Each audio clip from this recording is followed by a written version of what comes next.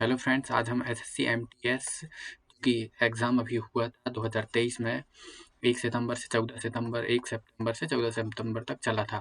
तो उसके सारे के सारे हम जीके की 27 शिफ्ट हुई थी, 27 शिफ्ट हुई थी टोटल। तो जीके के हर एक शिफ्ट के क्वेश्चन हम डिस्कस करेंगे, 25 क्वेश्चन। इससे रिलेटेड जितने भी क्वेश्चंस बन रहे हैं एक्स्ट्रा फैक्ट्स के साथ, वो सारे के सारे हम क्वेश्चंस यहाँ पर डिस्कस करेंगे। तो पहला क्वेश्चन है, भीतर गाँव ईंटों वाला मंदिर किस राज्य में स्थित है? तो देखिए, वो कहाँ स्थित है? उत्तर प्रदेश में। इसी क्वेश्चन से इसी एमटीएस के एग्जाम में 2 से 3 क्वेश्चन बने हैं। ठीक है, तो कैसे बने हैं हम डिस्कस करते हैं। कानपुर उत्तर प्रदेश, कानपुर जो कि उत्तर प्रदेश में स्थित है, भीतर गांव में गुप्त काल में ये पूछा गया है किस शैली में किस काल में निर्मित है? गुप्त काल में 5वीं शताब्दी में निर्मित यह एक छत और एक उच्च शिखर के साथ सबसे पुराना शेष बचा हुआ एकमात्र पुराना सबसे पुराना टेराकोटा हिंदू मंदिर है। इसे पूछा जाता था टेराकोटा मंदिर कहाँ स्थित है, हिंदू मंदिर कहाँ स्थित है, ये भी पूछा गया है। उत्तर प्रदेश में। भारत के सबसे पुराने जीवित ईंट मंदिरों में से एक है। अब देखिए, उत्तर प्रदेश में एक और मंदिर जो कि पूछा गया है, दशावतार मंदिर। वास्तुकला कौन सी है? पंचायतन शैली में निर्मित है। अब राजस्थान की बात करते हैं तो दिलवाड़ा जैन मंदिर माउंट आबू पर स्थित है। और जगत पिता ब्रह्मा मंदिर एकमात्र मंदिर है। किसका मंदिर है? ब्रह्मदेव का, पुष्कर में। इसी पे टीचर मूवी बनी है ना, वो ही है। ठीक है।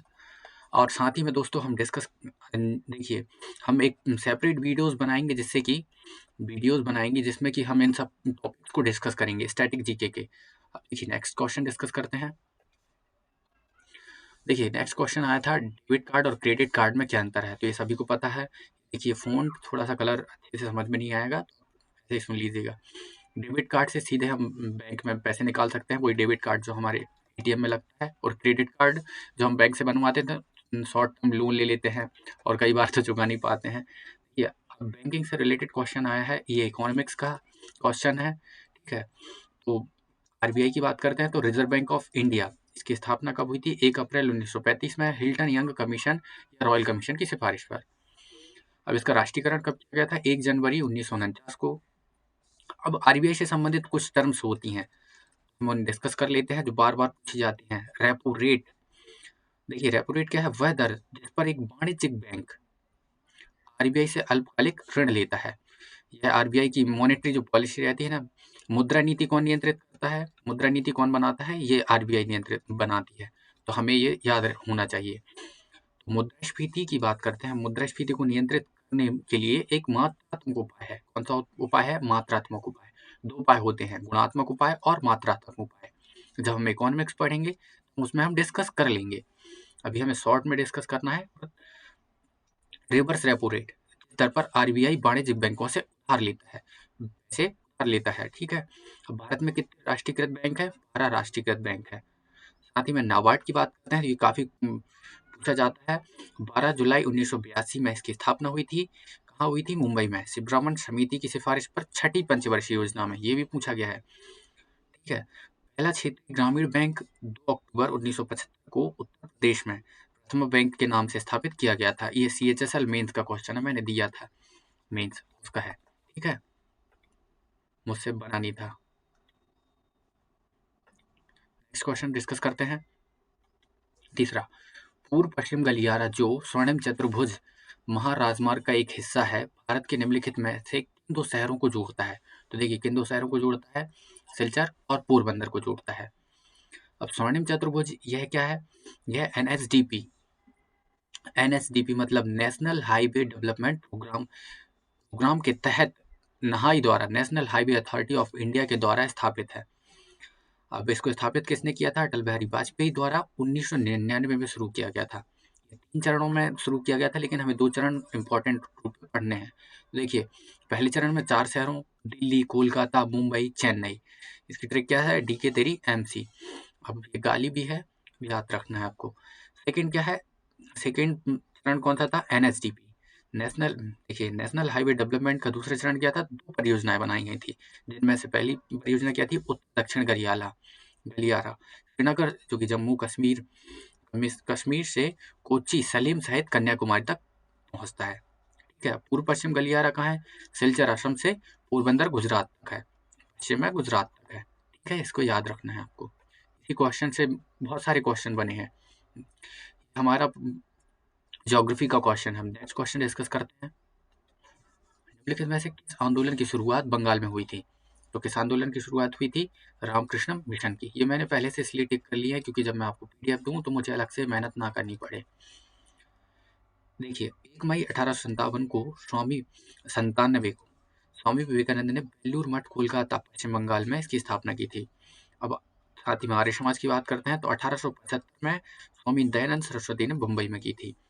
प्रार्थना समाज की बात करते हैं तो 1867 में एम.जी. रनाडे, आत्माराम पांडुरकर, देवेंद्रनाथ ठाकुर ने की थी। सत्यशोधक समाज की बात करते हैं तो 1873 में ज्योतिबा फुले ने महाराष्ट्र के पुणे में की थी। आपको इनकी डेट, किसने स्थापित किया और कहाँ हुई थी, ये आपको याद रखना है। और इसको हम अलग एक वीडियो में, सेपरेट वीडियो, जितना स्टैटिक जीके में जो भी आएगा ना, हम उनको अलग से ट्रिक से याद करेंगे सेपरेट वीडियोस में। नेक्स्ट क्वेश्चन डिस्कस करते हैं। देखिए 5वां क्वेश्चन, जो कि जिसके नेक्स्ट एग्जाम में आने के चांसेस तो नहीं है, लेकिन हम डिस्कस कर लेते हैं।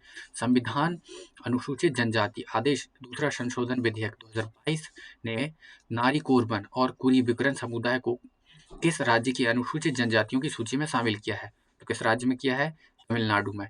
ऐसे ही उत्तर प्रदेश का भी पूछा गया है, उत्तर प्रदेश में कौन सी जनजातियों को शामिल किया गया है, ऐसा पूछा गया है। ठीक है, नेक्स्ट क्वेश्चन डिस्कस करते हैं। 6वां क्वेश्चन, निम्नलिखित में से किस समूह को भारत रत्न से सम्मानित किया गया? संगीतकारों के किस समूह को भारत रत्न से सम्मानित किया गया? कब में?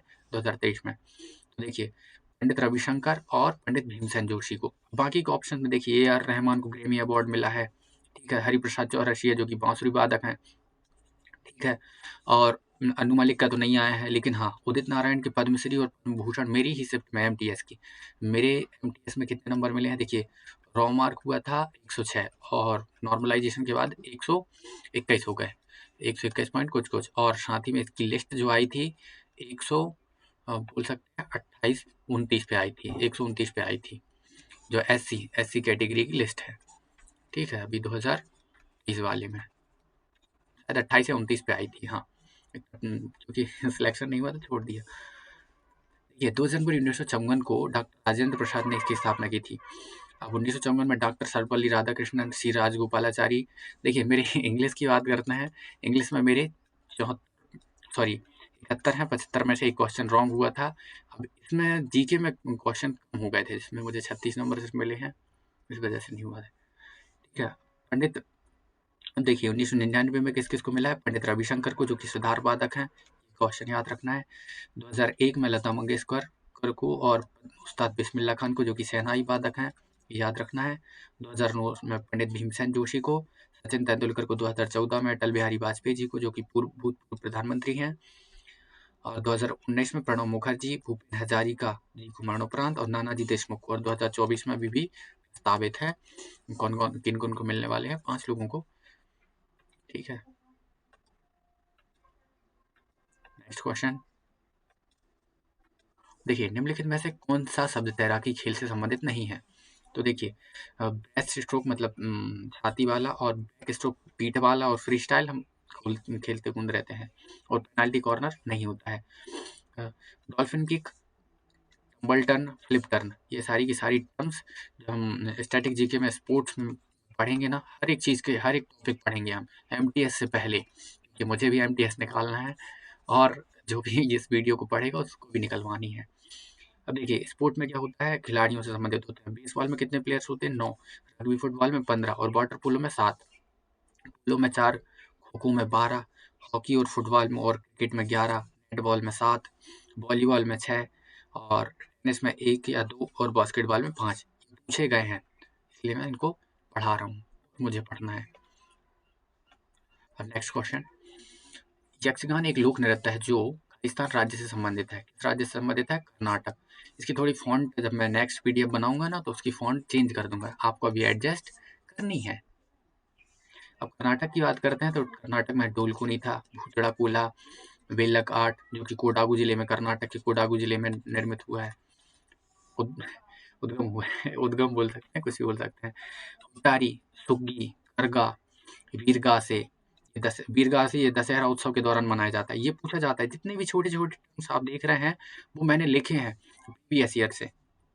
अब केरल की बात करते हैं तो कथकली, मोहिनीअट्टम, ओट्टम कोलकली, टिकली, कालियट्टम, चक्करकथू, कोडियट्टम जो कि यूनेस्को विरासत में शामिल है, कलारीपट्टू, मार्गोंकली, थय्यम, त्रिपुर थिराकाली, ये पूछा गया है कई बार। कृष्णाटम। अब देखिए हरियाणा की बात करते हैं तो झूमर, फाग नृत्य, डेफ नृत्य, ये कई बार पूछा गया। धमाल, खोटिया, लू डांस केवल महिलाएं करती हैं, 2021 का है। स्वांग, देखिए स्वांग कहाँ कहाँ, हरियाणा, राजस्थान, उत्तर प्रदेश, मध्य प्रदेश में किया जाता है। अब एक साथ तो नहीं आएंगे। तो राजस्थान की बात करते हैं तो राजस्थान में घूमर, भील जनजाति करती है सरस्वती देवी की पूजा पर। अब ये भी पूछा जाता है कि कौन सा नृत्य किस जनजाति से संबंधित है, कई बार। भवाई राजस्थान में, कालवेलिया, गणगौर नृत्य की भील जनजाति द्वारा किया जाता है।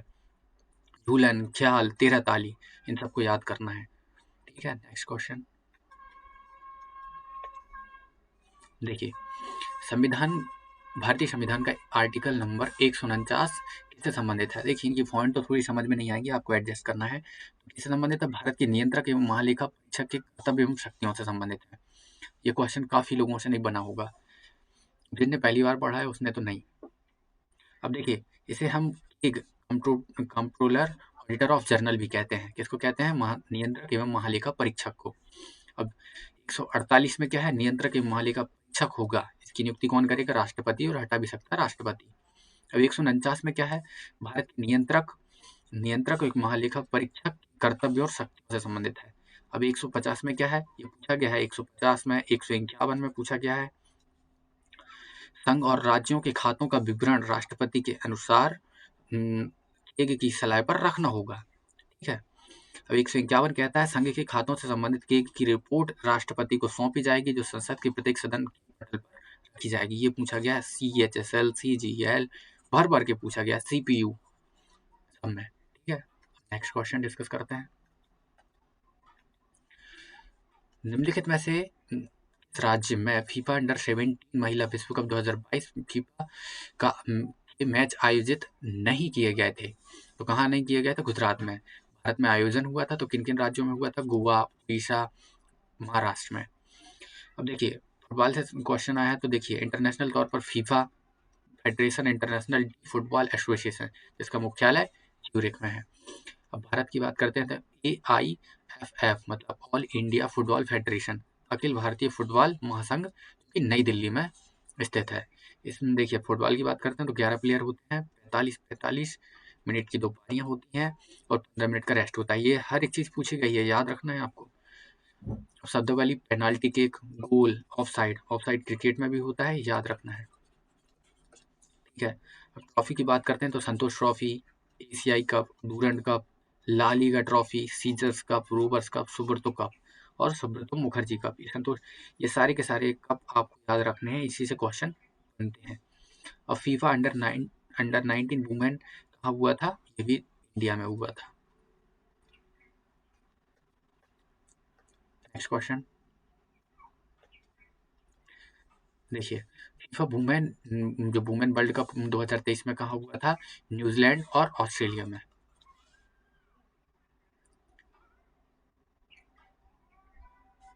अब देखिए फीफा वुमेन वर्ल्ड कप 2027 कहाँ होगा? हर 4 साल में होता है। तो 4 साल बाद बेल्जियम, जर्मनी और नीदरलैंड, ये पूछा गया है CHSL में। ठीक है। और फीफा मैन की शुरुआत कब हुई थी? 1930 में। पहला कहाँ हुआ था? उरुग्वे में। 2000 अब 2018 की बात करते हैं तो रूस में हुआ था, विजेता फ्रांस थी। अब 2022 में कतर दोहा में हुआ था और विजेता कौन थी? अर्जेंटीना, और विजेता कौन थी? फ्रांस थी। अब 23 में 2020 में होने वाला है 4 साल बाद, USA, कनाडा, मैक्सिको में। CHSL, CGL सब में पूछा गया है, याद रखना है। फीफा अंडर 17 वुमेन 2024 कहाँ होने वाला है? डोमिनिकन गणराज्य में, पूछा जा सकता है। फीफा अंडर 20 जो मेन 2023 में हुआ था, वो कहाँ हुआ था? इंडोनेशिया में। अब फीफा वुमेन एशियाई फुटबॉल कहाँ होने वाला है? 2025 में चिली में, याद नहीं रखना है इतना। नेक्स्ट क्वेश्चन, नील नदी का पानी किस में गिरता है? याद रखना है, भूमध्य सागर में गिरता है। अब जितने भी इंपॉर्टेंट चीजें हैं वो हम डिस्कस कर लेते हैं। ठीक है। विश्व की प्रमुख नदी कौन कौन सी हैं? देखिए नील नदी, नील नदी कौन सी, नील नदी कहाँ, विक्टोरिया झील अफ्रीका। अब विक्टोरिया झील भी याद रखनी, विक्टोरिया झील कहाँ है, अफ्रीका में है। अफ्रीका से निकलती सहारा मरुस्थल से बहती हुई भूमध्य सागर में जाती है। लंबाई इसकी 6650 किलोमीटर। अब दूसरी है अमेजन नदी, दक्षिण अमेरिका के पेरू एंडीज पर्वतमाला से निकलकर अटलांटिक महासागर में 6575 किलोमीटर। यांगत्जे नदी कहाँ की है, चीन की है। अब विश्व के 5 महासागर, ये काफी बार पूछे गए हैं। इसकी ट्रिक क्या है, पहाड़ याद रख लीजिएगा ऐसे। इसे प्रशांत महासागर हो जाएगा, सबसे बड़ा महासागर। इसे अटलांटिक महासागर ये भूमध्य सागर अटलांटिक महासागर का ही हिस्सा है। ये भी इस टाइप के क्वेश्चन बनते हैं। अब देखिए, एच से हिंद महासागर हो जाएगा, डी से दक्षिण महासागर हो जाएगा, ई से आर्कटिक महासागर हो जाएगा। याद रखने हैं आपको। ये रीजनिंग में क्वेश्चन पूछा गया था क्रम वाइज। नेक्स्ट क्वेश्चन डिस्कस करते हैं। सिख साहित्य के अनुसार गुरु नानक देव की जयंती भारतीय चंद्रमा के पाकिस्तान की पूर्णिमा के दिन मनाई जाती है। तो कब मनाई जाती है, कार्तिक माह की पूर्णिमा को मनाई जाती है। अब देखिए, जितने भी हिंदू माह और पर्व हैं या त्योहार हैं, उनको हम डिस्कस कर लेते हैं जो इम्पोर्टेंट हैं। महाशिवरात्रि फाल्गुन माह के कृष्ण पक्ष में, ये CHSL में पूछा गया है। और होली की बात करते हैं तो फाल्गुन माह में, मार्च अप्रैल में जो अभी आने वाली है। दीपावली की बात करते हैं तो कार्तिक माह के कृष्ण पक्ष की अमावस्या को। बैसाखी की बात करते हैं तो 13 अप्रैल 1699 में खालसा पंथ की स्थापना की गई थी। उसी दिन को हम बैसाखी के रूप में मनाते हैं। किसने की थी, गुरु गोविंद सिंह ने। ये पूछा जाता है। गणेश चतुर्थी की भाद्रपद के शुक्ल पक्ष को। और उगादि देखिए चैत्र, ये बहुत बार पूछा गया है। चैत्र माह जो कि हम हिंदू महीना है ना, चैत्र माह है, मार्च अप्रैल, आंध्र प्रदेश कर्नाटक तेलंगाना, ये वहाँ का नववर्ष है, कई बार पूछा गया है। अब नवरेह की बात करते हैं तो चैत्र माह पहले दिन जम्मू कश्मीर में मनाया जाता है। ठीक है, नवरेह क्या है, वहाँ का नव वर्ष है। तो ये आपको याद रखना है। जितने भी नव वर्ष हैं, जैसा केरल का विशु है, ठीक है, याद रखने हैं आपको। अभी जब मैं आर्ट एंड कल्चर में पढ़ाऊंगा तो सेपरेट वीडियोस बनाएंगे, तो उसमें हम डिस्कस कर लेंगे। ये वीडियो बड़ी ना हो, इसलिए हम कभी डिस्कस करते हैं। निम्नलिखित में से किस संस्थान की स्थापना MG रनाडे और GV जोशी द्वारा की गई थी। तो किसकी की गई थी, पुणे सार्वजनिक सभा की। अब पुणे सार्वजनिक सभा की स्थापना 1870 में MG रनाडे ने मुंबई में की थी। अब साथ ही बात करते हैं अभिनव भारत की। ये पूछा गया है 1904 में विनायक दामोदर सावरकर ने की थी। ये पूछा गया है MTS में अभी के एग्जाम में। भारतीय राष्ट्रीय कांग्रेस की स्थापना किसने की थी, 1885 में ए.उ. ने मुंबई में। और ये भी पूछा गया है कहाँ पर, कौन से मैदान में, ग्वालियर टैंक नहीं, ये तो वहाँ पर हुआ था। याद नहीं आ रहा मुझे वो कौन सा मैदान था। गदर पार्टी की स्थापना 1913 में लाला हरदयाल ने की थी। सर्वेंट्स ऑफ इंडिया 1905 में गोपाल कृष्ण गोखले ने की थी। ये कई बार पूछा गया, गोपाल कृष्ण गोखले। और ये किसके गुरु हैं, गोपाल कृष्ण गोखले, महात्मा गांधी जी के राजनीतिक गुरु। पृथ्वी की भूपर्पट में मौजूद 7वीं सबसे प्रचुर मात्रा में पाई जाने वाली धातु का नाम क्या है। तो कौन सी धातु है जिसे मध्ययुगीन लैटिन शब्द कैलियम से लिया गया है। कैलियम किसे कहते हैं, पोटेशियम को कहते हैं। पृथ्वी की भूपर्पट्टी में पाई जाने वाली प्रमुख धातु अगर पूछा जाए तो देखिए, एल्यूमिनियम प्रथम स्थान पर हो जाती है, जिसका परमाणु क्रमांक 13 है। दूसरे नंबर पर आयरन आती है, जिसकी परमाणु क्रमांक 26 है। कैल्शियम आ जाती है, Ca आ जाती है, जिसका परमाणु क्रमांक 20 है। Na आ जाती है, सोडियम जिसे नाइट्रियम भी कहा जाता है, एन से बना है नाइट्रियम। ये भी पूछा जा सकता है, लैटिन भाषा का नाइट्रियम। जैसे कैलियम पूछा गया है, वैसे ही पोटेशियम, इसका परमाणु क्रमांक कितना है, 11 है। और मैग्नीशियम परमाणु क्रमांक कितना है, Mg 12। और पोटेशियम 19, जो कि लास्ट 6वें नंबर पर है। और अगर तत्वों का पूछा जाए पृथ्वी की ऊपर पट्टी में, तो ऑक्सीजन प्रथम स्थान पर हो जाएगा और 7वें स्थान पर पोटेशियम। ठीक है, ऑक्सीजन का परमाणु क्रमांक कितना है, 8 है। वायुमंडल में गैसों का पूछा जाए तो देखिए, नाइट्रोजन 78% है, जिसकी परमाणु संख्या 7 है। एन का होता है, जब हम रीजनिंग करते हैं तो एन का होता है 14, इसका हाफ 14, मैंने ऐसे याद किया था, N14 हाफ 14। 21% कौन सी चीज होती है, ऑक्सीजन होती है, बाकी सभी को पता है। नेक्स्ट क्वेश्चन देखिए, 1873 में ब्लैक रिएक्शन तकनीक से रंगे स्टेन्ड पत्रिका ऊतक नर्व टिश्यू की पहली तस्वीर किसने प्रकाशित की थी जिसमें संपूर्ण तंत्रिका कोशिका का वर्णन किया गया था? तो किसने की थी? कैमिलो गोल्गी ने। मानव तंत्रिका तंत्र की बात करते हैं तो क्वेश्चन आया है बायोलॉजी से, मानव तंत्रिका तंत्र। हम बायोलॉजी के चैप्टर वाइज भी पढ़ेंगे, हर एक चीज के चैप्टर वाइज पढ़ेंगे, क्योंकि हमें खुद पढ़ना है, मतलब मुझे खुद पढ़ना है, एमटीएस का एग्जाम निकालना है। देखिए, यह विभिन्न इंद्रियों अंग से सूचनाओं का पता लगाता है और पता लगाने और प्राप्त करने का कार्य करता है। मनुष्य में तंत्रिका ऊतक वह ऊतक है जिसमें जन्म के बाद कोई भी कोशिका विभाजन नहीं होता, इसलिए बोला जाता है कोशिका विभाजन नहीं होगा तो टिश्यूज फिर से नहीं बनेंगे, जैसे मांसपेशियां फट जाती हैं, टूट जाती हैं तो फिर से बन जाती हैं। लेकिन इसलिए हेलमेट लगाने को बोला जाता है, अगर एक बार बगर गया तो दोबारा नहीं बनता है। मानव शरीर में उपस्थित सबसे लंबी कोशिकाएं कौन सी हैं?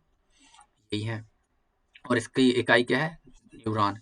अब कैमिलो गोल्गी का आया है तो देखिए 1898 में गोल्जी उपकरण की खोज की थी।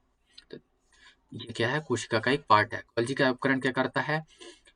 यातायात का काम। क्या यातायात करता है? हम ये बायोलॉजी के चैप्टर्स में अच्छे से पढ़ लेंगे। ठीक है, अब नेक्स्ट क्वेश्चन डिस्कस करते हैं।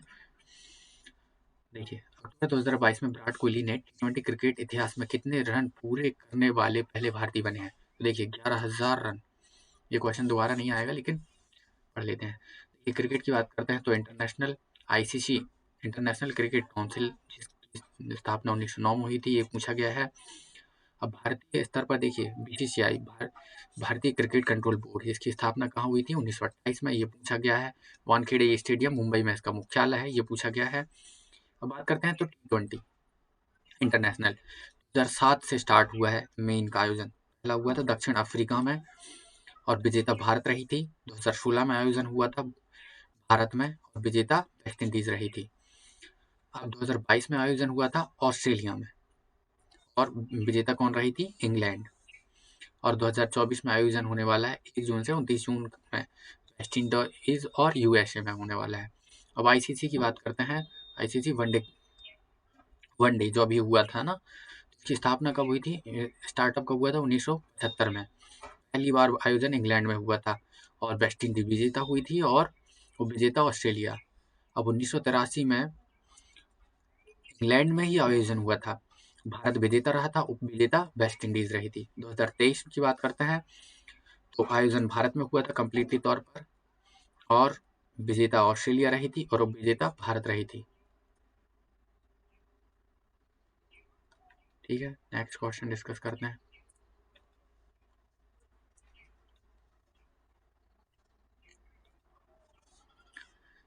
किस नदी को सोंगपो के नाम से जाना जाता है? ब्रह्मपुत्र नदी को।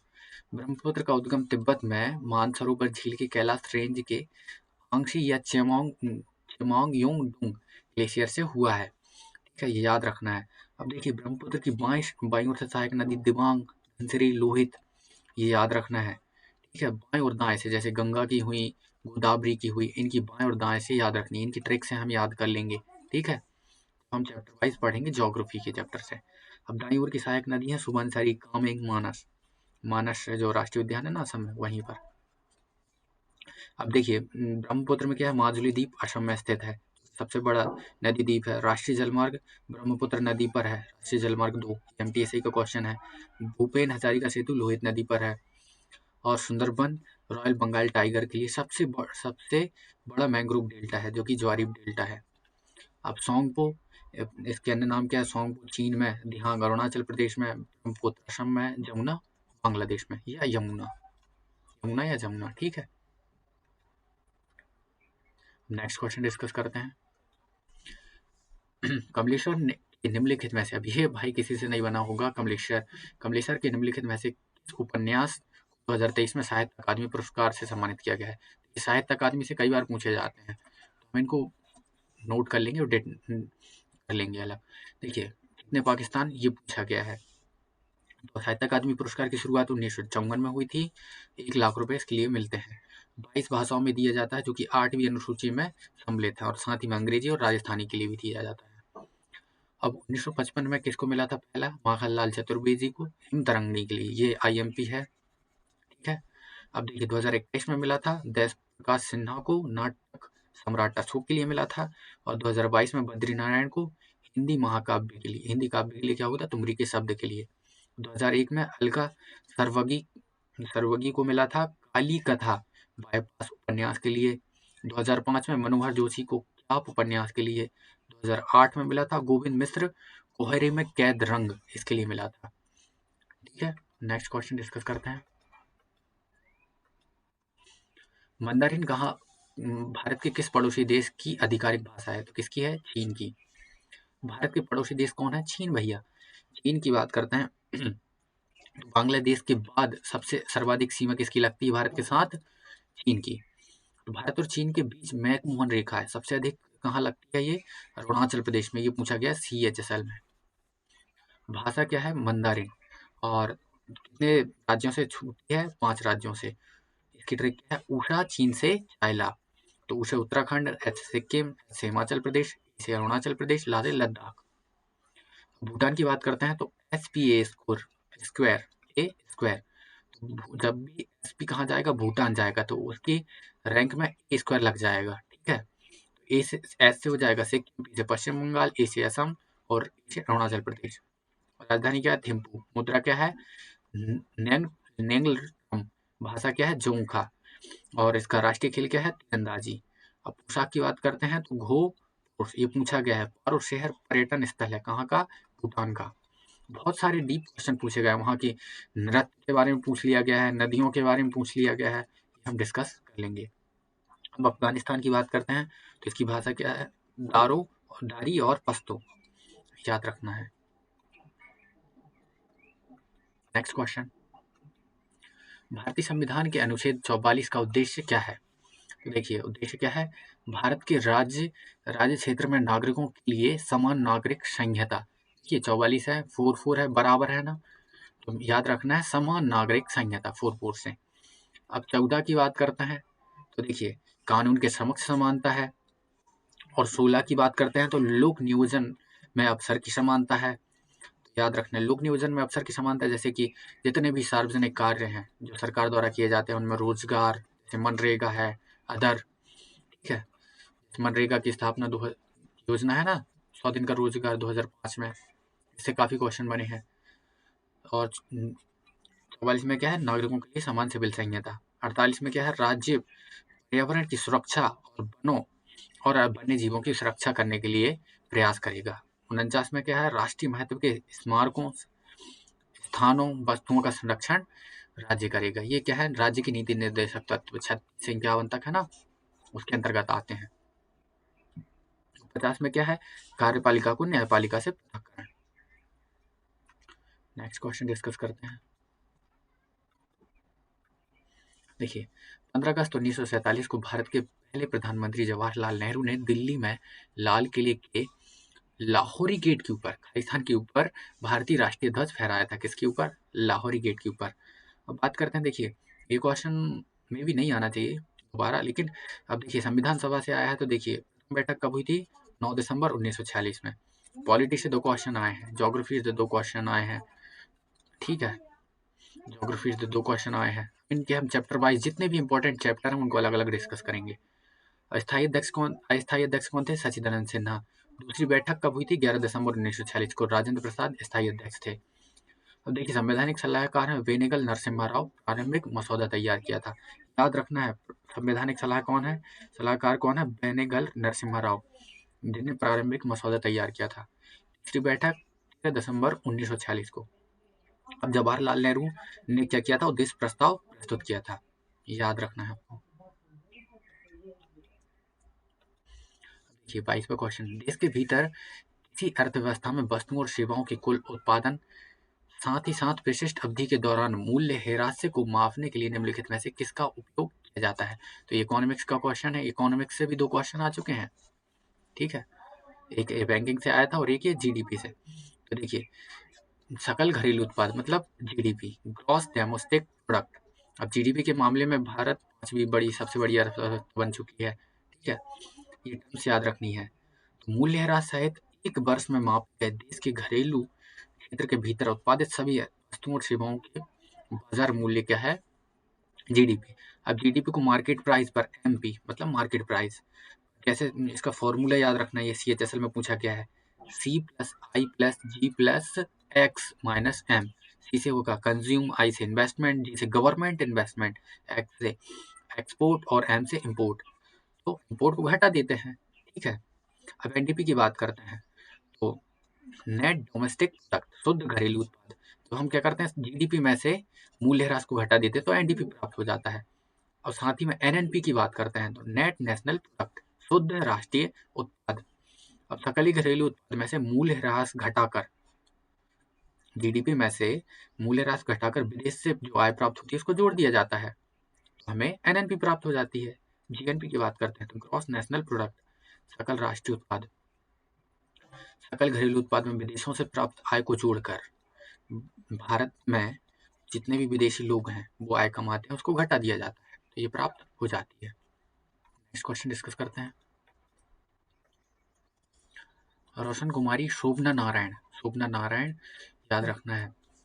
माया राव कुमुदिनी लाखिया खालिस्तान के प्रख्यात कलाकार हैं, तो देखिए कथक है, इसका आंसर क्या है, कथक। याद रखना है रोशनी कुमारी, इनको पद्मश्री मिला था, ये याद रखना है। नृत्य और उसके कलाकार, देखिए कथक उत्तर प्रदेश का नृत्य है, भगवान कृष्ण की कहानियों के गाथा को बताता है। अवध के नवाब वाजिद अली शाह के संरक्षण प्राप्त हुआ था, याद रखना है। कलाकार कौन है, बिरजू महाराज, पद्म विभूषण कब मिला था, 1986 में, याद रखना है। लक्ष्मण महाराज, सितारा देवी, पद्मश्री 1973 में मिला था, याद रखना है। सुखदेव महाराज, चारू मल्हार कथक, चारू मल्हार कथक। अब देखिए इनको याद करने की ट्रिक कोई भी नहीं है, बस यही है कि बार बार रिवाइज करना है, और हम ये रिवाइज कर लेंगे, जितने भी 27 शिफ्ट है ना उसमें बहुत सारे क्वेश्चन रिवाइज कर लेंगे। अदिति मंगलदास, नंदिनी सेन, सरस्वती सेन, प्रेरणा श्रीमाली, कुमकुमधर कथक, कुमकुमधर कथक, प्रेरणा श्रीमाली, कुमुदिनी लाखिया कथक, रोशन कुमारी कथक, राजश्री श्री कथक, रानी कर्ण नायक, इनको 2022 में पद्मश्री मिला था, ये आएगा फिर की एमटीएस में। कमलिनी और नलिनी अस्थाना, पद्मश्री 2022 में, ये भी फिर से की रिवाइज होगा, ठीक है। अब आगे हम पढ़ते हैं, इसी में एक्स्ट्रा फैक्ट्स। और देखिए मणिपुरी की बात करते हैं,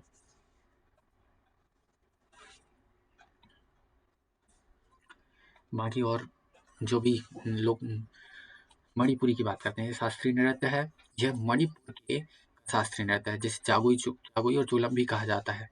इसके प्रमुख कलाकार कौन है, गुरु नीलेश्वर मुखर्जी, गुरु राजकुमार सिंह जी हैं, इनको पद्मश्री 1993 में मिला था, ये पूछा गया है। अखम लक्ष्मी देवी, CHSL CGL सब में पूछा गया है। संगीत नाटक अकादमी मिला था 2018 में। नैना झाबेरी, स्वर्णा झाबेरी, रंजना झाबेरी, कुंबती देवी, गुरु विपिन सिंह, जिनको हजावा की उपाधि प्राप्त हुई है, ये याद रखना है, गुरु विपिन सिंह को ये मिली है, ये पूछा गया है। और साथ ही में कुचिपुड़ी की बात करते हैं, तो आंध्र प्रदेश का लोक नृत्य है, सॉरी शास्त्रीय नृत्य है, भगवान विष्णु और कृष्ण को समर्पित है ये। यामिनी कृष्णमूर्ति, अपर्णा सतीशन, राधा रेड्डी, राजा रेड्डी, स्वप्न सुंदरी, सिद्धेंद्र योगी, शोभा नायडू, याद रखना है। कुचिपुड़ी, पद्मजा रेड्डी, वेम्पति चिन्ना सत्यम, दीपिका रेड्डी, सत्यनारायण शर्मा, याद रखना है, सत्यनारायण शर्मा, ये लिखना भूल गया था, ये कई बार पूछा गया है। अब ओडिसी की बात करते हैं, तो उड़ीसा के कोणार्क मंदिर में प्रदर्शित किया जाता है। तो इसके प्रमुख कलाकार हैं सुतापा तालुकदार, गुरु केलुचरण महापात्रा, जिनको विभूषण मिला था 2000 में, माधवी मुग्दल, संयुक्ता पाणिग्री, कुमकुम मोहंती 2005 में, लक्ष्मी प्रिया मोहपात्रा, सुजाता मोहपात्रा, शर्मिला विश्वास, इयाना सीटारिष्टी, 2006 में इनको पद्मश्री मिला था, याद रखना है, ये विदेशी हैं, ठीक है।